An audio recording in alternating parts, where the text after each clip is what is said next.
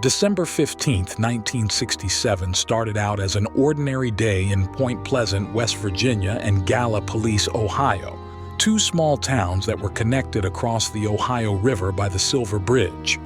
Little did residents know, it would be a day etched in tragedy. That evening around 5 p.m., the 40-year-old bridge collapsed without warning, hurling vehicles and passengers into the icy waters below.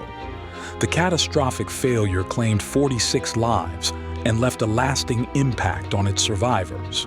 We were on the bridge the day before, right around the same time it fell the next day, around 5 p.m. Tamara grew up in the Point Pleasant area and recounts her experience of crossing the Silver Bridge just one day before it collapsed. My sister Marilyn and I had stayed home from school that day for a dental appointment in Point Pleasant.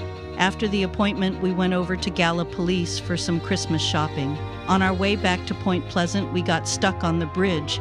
There was a red light on each end of the bridge, so traffic would often get backed up, especially during rush hour. While we were waiting for the light to change to green, Mom said, "Do you feel the bridge swaying? This old bridge is going to fall one of these days." That turned out to be eerily prescient. Tamara and her family survived, but others weren't so lucky. The bridge fell just a couple of weeks before Christmas.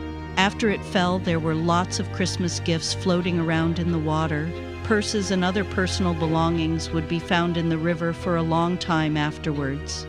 There was a young couple who died in the bridge crash. I think the husband was a coach at the high school. His wife was pregnant, and they had a bunch of things they had bought for the baby in their car. There were two bodies that were never recovered. Though she survived that fateful day, the events plagued Tamara for years to come. After the bridge collapsed, we had to take a ferry back and forth between West Virginia and Ohio while a new bridge was being built. Years later, I started having nightmares about crossing that river. In the dreams, I would start to drive across the bridge and nothing would be there. I would just be suspended in the air, floating high above the river.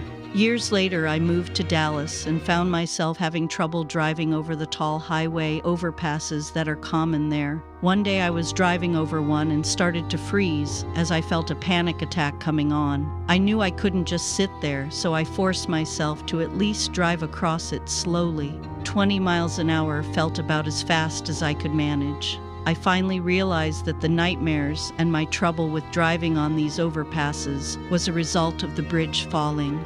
The bridge collapse continues to haunt many to this day.